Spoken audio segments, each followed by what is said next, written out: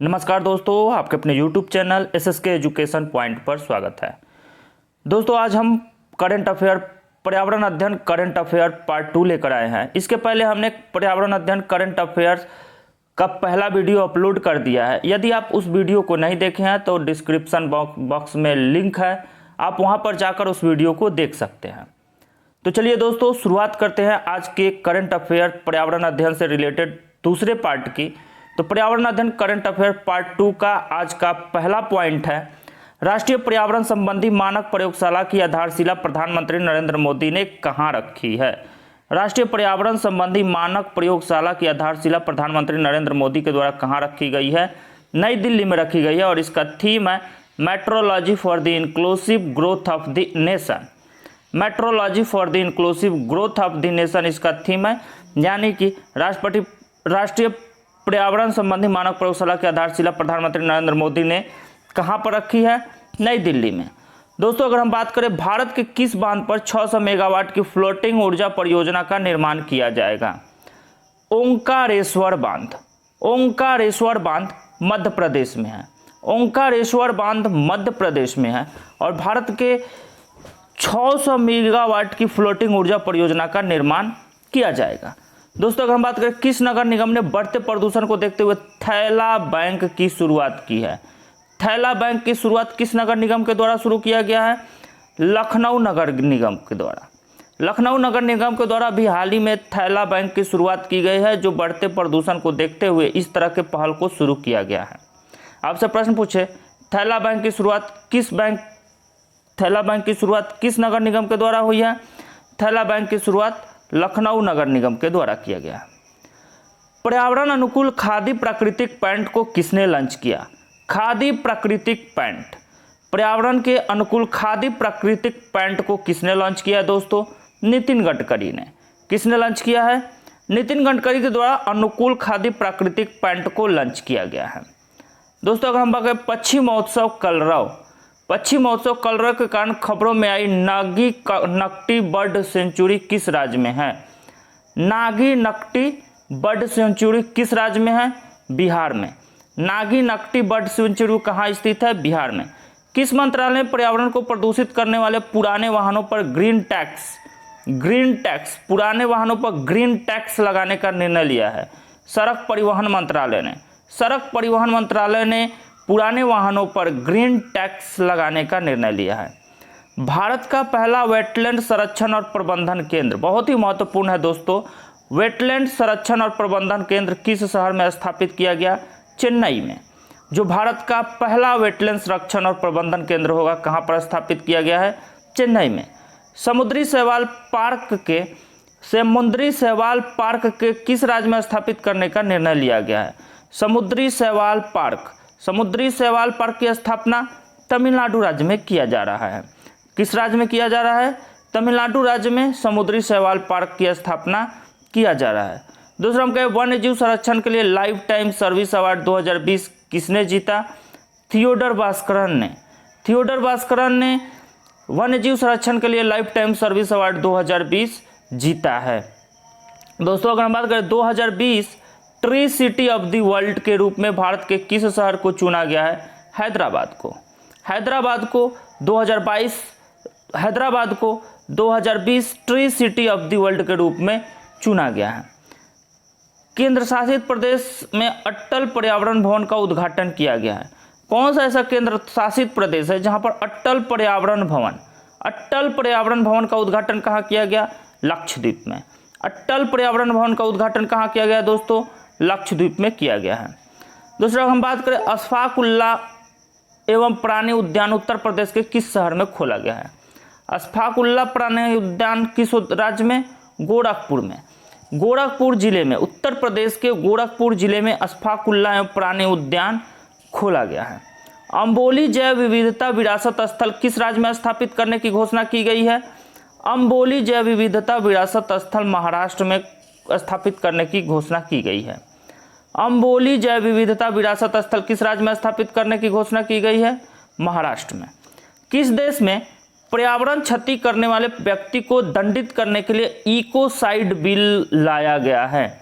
तो दोस्तों पर्यावरण को क्षति पहुंचाने वाले व्यक्ति को दंडित करने के लिए इकोसाइड बिल किस देश के द्वारा लाया गया है? फ्रांस के द्वारा। इकोसाइड बिल किस देश के द्वारा? फ्रांस के द्वारा। चलिए दोस्तों चलते हैं हम अपने अगले पॉइंट की तरफ। हमारा आज का अगला पॉइंट है भारतीय मौसम विभाग के 5 जनवरी 2021 के विज्ञप्ति के अनुसार वर्ष 2020 1901 के पश्चात 8वां सर्वाधिक गर्म वर्ष रहा। भारतीय मौसम विभाग के अनुसार 5 जनवरी 2021 के विज्ञप्ति के अनुसार वर्ष 2020 1901 के पश्चात यानी 1901 के बाद 2020 8वां सर्वाधिक गर्म वर्ष रहा है। विश्व मौसम संगठन के जनवरी 2021 में जारी विज्ञप्ति के अनुसार वर्ष 2020 अभी तक तीसरा सर्वाधिक गर्म वर्ष रहा है। आपसे प्रश्न कर दे कि विश्व मौसम संगठन के जनवरी 2021 में जारी किए गए रिपोर्ट के अनुसार तीसरा सर्वाधिक गर्म वर्ष कौन रहा? तो तीसरा सर्वाधिक गर्म वर्ष अब तक का सबसे गर्म तीसरा सर्वाधिक गर्म वर्ष रहा है 2020। वर्ष 2020 को जैव विविधता का सुपर वर्ष घोषित किया गया है। आपसे प्रश्न करें जैव विविधता का सुपर वर्ष किसे घोषित किया गया है? तो जैव विविधता का सुपर वर्ष 2020 को घोषित किया गया है। जैव विविधता का सुपर वर्ष 2020 को घोषित किया गया है।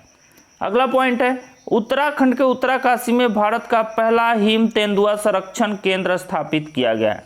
आपसे कहते पहला हिम तेंदुआ संरक्षण केंद्र कहाँ खोला गया है? उत्तराखंड के उत्तरकाशी जिले में। पहला हिम तेंदुआ संरक्षण केंद्र कहाँ खोला गया है? उत्तराखंड के उत्तरकाशी जिले में पहला हिम तेंदुआ संरक्षण केंद्र खोला गया है। वर्ष 2020-25 के लिए पर्यावरण एवं वन और जलवायु परिवर्तन मंत्रालय ने गीध संरक्षण कार्य योजना आरंभ किया है। 2020 से 25 के लिए पर्यावरण एवं वन जलवायु परिवर्तन मंत्रालय के द्वारा कौन सी कार्य योजना का आरंभ किया गया है? तो 2020 से 25 के लिए गीध संरक्षण कार्य योजना पर्यावरण वन और जलवायु परिवर्तन मंत्रालय के द्वारा शुरू किया गया है। गंगा नदी डॉल्फिन के लिए भारत की प्रथम वेधशाला भागलपुर में स्थापित करने की घोषणा की गई है। डॉल्फिन के लिए प्रथम वेधशाला की स्थापना कहाँ बनाई जाएगी? तो भागलपुर में। गंगा नदी डॉल्फिन के लिए प्रथम वेधशाला भागलपुर में, जबकि डॉल्फिन संरक्षण केंद्र पटना में खोला गया है। उत्तराखंड के मुनस्यारी में भारत का प्रथम लाइकेन पार्क को स्थापित किया गया है। भारत का प्रथम लाइकेन पार्क कहाँ स्थापित किया गया है? उत्तराखंड के मुनस्यारी में। पन्ना टाइगर रिजर्व को बायोस्फीयर रिजर्व के विश्व नेटवर्क WNBR में शामिल किया गया है। दोस्तों पन्ना टाइगर रिजर्व जो 12वां नेटवर्क होगा जैव विविधता के क्षेत्र के, जो यूनेस्को के द्वारा घोषित किया गया है। चलिए दोस्तों चलते हैं हम अपने अगले पॉइंट की तरफ। हमारा अगला पॉइंट है पर्यावरण और वन जलवायु परिवर्तन मंत्रालय ने नगर वन योजना कार्यक्रम के लिए ईटानगर का चयन किया है। आपसे प्रश्न करें पर्यावरण वन और जलवायु परिवर्तन मंत्रालय ने नगर वन योजना की शुरुआत कहाँ से की है? तो नगर वन योजना कार्यक्रम के लिए कौन से ईटानगर के अरुणाचल प्रदेश के ईटानगर का चयन किया गया है? कहते नगर वन योजना का चयन किस राज्य को किया गया है? तो अरुणाचल प्रदेश के ईटानगर को नगर वन योजना के लिए शुरू किया गया है। वर्ष 2021 से 30 को संयुक्त राष्ट्र महासभा द्वारा संयुक्त राष्ट्र पारितंत्र पुनर्स्थापना दशक घोषित किया गया है। संयुक्त राष्ट्र पारितंत्र पुनर्स्थापना दशक किसे घोषित किया गया है? तो संयुक्त राष्ट्र पारितंत्र पुनर्स्थापना दशक 2021 से 30 के मध्य को घोषित किया गया है। दोस्तों यूएनओ के द्वारा संयुक्त राष्ट्र पारितंत्र पुनर्स्थापना दशक किसे घोषित किया गया है? 2021 से 30 को।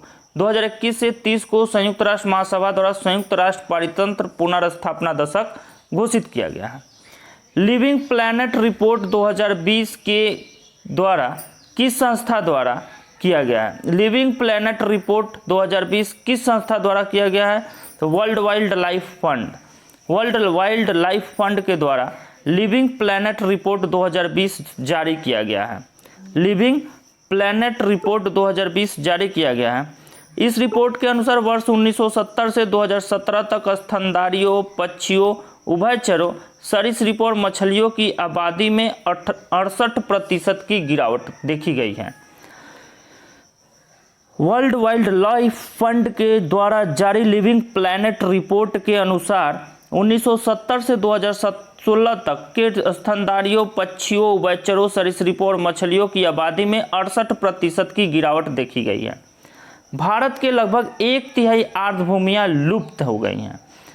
भारत की लगभग 1/3 आर्द्रभूमियाँ लुप्त हो गई हैं, जबकि विश्व में 85% से अधिक आर्द्रभूमियाँ भी लुप्त हो गई हैं। The world of organic agriculture report 2020 के अनुसार विश्व में जैविक किसानों की संख्या सर्वाधिक भारत में है। दोस्तों, अभी हाल ही में the world of organic agriculture report जारी किया गया है। The world of organic agriculture report जारी किया गया है, जिसके अनुसार विश्व में जैविक किसानों की संख्या सर्वाधिक किस देश में है? भारत में। जैविक किसानों की संख्या सर्वाधिक किस देश में है? भारत में। दोस्तों, चलते हैं हम अपने अगले पॉइंट की तरफ। हमारा अगला पॉइंट है, किस मंत्रालय ने डिजिटल महासागर प्लेटफॉर्म को आरंभ किया है? किस मंत्रालय ने डिजिटल महासागर प्लेटफॉर्म को आरंभ किया है? किसने? पृथ्वी एवं विज्ञान मंत्रालय ने। पृथ्वी एवं विज्ञान मंत्रालय ने डिजिटल महासागर को प्रारंभ किया है। दोस्तों, विश्व जल दिवस 2021 के अवसर पर जल शक्ति मंत्रालय के राष्ट्रीय जल मिशन द्वारा कैच द रेन अभियान प्रारंभ किया गया।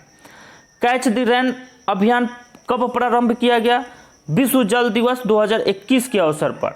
विश्व जल दिवस 2021 के अवसर पर जल शक्ति मंत्रालय के द्वारा कैच द रेन अभियान प्रारंभ किया गया। यह अभियान 22 मार्च 2021 से 30 नवंबर 2021 तक संचालित किया जाएगा। टैगलाइन है, वर्षा के जल का संचयन जहां भी हो जब भी हो। टैगलाइन क्या है? वर्षा के जल का संचयन जहां भी हो जब भी हो। 22 मार्च 2021 केन बेतवा लिंक प्रोजेक्ट पर किसके मध्य समझौता हुआ है? तो 22 मार्च 2021 को केन बेतवा लिंक प्रोजेक्ट पर किसके मध्य समझौता हुआ है? जल शक्ति मंत्रालय तथा मध्य प्रदेश एवं उत्तर प्रदेश के द्वारा। केन बेतवा लिंक प्रोजेक्ट पर किसके मध्य समझौता हुआ है? जल शक्ति मंत्रालय तथा मध्य प्रदेश एवं उत्तर प्रदेश सरकार के द्वारा केन बेतवा लिंक प्रोजेक्ट पर समझौता हुआ है। वर्ष 2021-26 के लिए बाढ़ प्रबंधन रणनीति पर रिपोर्ट किसने प्रकाशित की? 2021-26 के लिए बाढ़ प्रबंधन रणनीति नीति आयोग के द्वारा जारी किया गया। बाढ़ प्रबंधन रणनीति किसके द्वारा? नीति आयोग के द्वारा। कब तक के लिए? 2021 से 26 के लिए। 2021 से 26 के लिए बाढ़ प्रबंधन रणनीति किसके द्वारा? नीति आयोग के द्वारा। दोस्तों, चलिए चलते हैं हम अपने अगले पॉइंट की तरफ। हमारा अगला पॉइंट है, बहुत ही महत्वपूर्ण प्रश्न है दोस्तों। वर्ष 2023 को संयुक्त राष्ट्र महासभा ने मोटे अनाजों का अंतर्राष्ट्रीय वर्ष घोषित किया। आपसे प्रश्न करें, मोटे अनाजों का अंतर्राष्ट्रीय वर्ष कब घोषित किया गया? 2023 को। 2023 को संयुक्त राष्ट्र महासभा के द्वारा मोटे अनाजों का अंतर्राष्ट्रीय वर्ष घोषित किया गया। यह प्रस्ताव भारत के तरफ से किया गया था। यह प्रस्ताव किसके तरफ से? भारत के तरफ से किया गया था, जिसे संयुक्त राष्ट्र महासभा द्वारा स्वीकार कर लिया गया। तो आपसे प्रश्न करें, मोटे अनाजों का अंतर्राष्ट्रीय वर्ष कब घोषित किया गया? तो 2023। फिर आगे कह दे, राष्ट्रीय समुद्री कछुआ कार्य योजना 2021-26 किसके द्वारा जारी किया गया? तो राष्ट्रीय समुद्री कछुआ कार्य योजना 2021 और 26 पर्यावरण, वन और जलवायु परिवर्तन मंत्रालय के द्वारा जारी किया गया। पर्यावरण, वन और जलवायु परिवर्तन मंत्रालय के द्वारा राष्ट्रीय समुद्री कछुआ कार्य योजना 2021 और 26 शुरू किया गया है। इंडिया एनर्जी आउटलुक रिपोर्ट 2021 किसके द्वारा जारी किया गया है? तो India energy outlook report 2021 international energy agency के द्वारा जारी किया गया है। इंडिया एनर्जी आउटलुक रिपोर्ट 2021 किसके द्वारा जारी किया गया है? India energy outlook report international energy agency के द्वारा जारी किया गया है। इस रिपोर्ट के अनुसार भारत विश्व का तीसरा सबसे ऊर्जा खपत करने वाला देश है। भारत विश्व का तीसरा सबसे बड़ा ऊर्जा खपत करने वाला देश है। कद पूरे विश्व में ऊर्जा खपत के मामले में भारत की रैंकिंग कौन सी है? तो भारत विश्व का तीसरा सबसे बड़ा ऊर्जा खपत करने वाला देश है। भारत की पहली भूतापीय क्षेत्र विकास परियोजना की स्थापना कहाँ किया जाएगा? लेह लद्दाख में। भारत की पहली भूतापीय क्षेत्र विकास परियोजना की स्थापना कहाँ किया जाएगा? लेह लद्दाख में। दोस्तों अगर हम बात करें भारतीय वन्य जीव अपराध नियंत्रण ब्यूरो को एशिया पर्यावरण परिवर्तन पुरस्कार 2020 से यूएनईपी ने सम्मानित किया है। अगर आपसे कह दे एशिया पर्यावरण परिवर्तन पुरस्कार 2020 से किसे सम्मानित किया गया, तो पर्यावरण परिवर्तन पुरस्कार 2020 से यूएनईपी के द्वारा दिया जाता है। एशिया पर्यावरण परिवर्तन पुरस्कार 2020 यूएनईपी के द्वारा सम्मानित किया गया, जो किसे दिया गया है? भारतीय वन्य जीव अपराध नियंत्रण ब्यूरो। भारतीय वन्य जीव अपराध नियंत्रण ब्यूरो को कौन सा पुरस्कार? एशिया परिवर्तन पुरस्कार। किसके द्वारा? तो यूएनईपी के द्वारा दिया गया है। विकासशील देशों में जलवायु क्षति की सीमित करने के लिए अनुकूलन अंतराल रिपोर्ट का 5वां संस्करण किसने जारी किया है? संयुक्त राष्ट्र पर्यावरण कार्यक्रम ने। संयुक्त राष्ट्र पर्यावरण कार्यक्रम के द्वारा विकासशील देशों में जलवायु क्षति को सीमित करने के लिए अनुकूलन अंतराल रिपोर्ट का 5वां संस्करण जारी किया गया है। जलवायु अनुकूलन शिखर सम्मेलन 2021 किसके मेजबानी में वर्चुअल रूप से आयोजित की गई है? जलवायु अनुकूलन शिखर सम्मेलन 2021 किसकी मेजबानी में वर्चुअल रूप से आयोजित की गई है? नीदरलैंड के मेजबानी में वर्चुअल रूप से शुरू की गई जलवायु अनुकूलन शिखर सम्मेलन 2021। तो कह दे प्रश्न, जलवायु अनुकूलन शिखर सम्मेलन 2021 किसकी मेजबानी में शुरू की गई? नीदरलैंड के मेजबानी में शुरू की गई है। दोस्तों आज के लिए बस इतना ही। यदि वीडियो अच्छा लगे तो लाइक करना, चैनल को सब्सक्राइब जरूर कर देना और दोस्तों के साथ शेयर जरूर करना, ताकि इसका लाभ आप सबको मिल सके।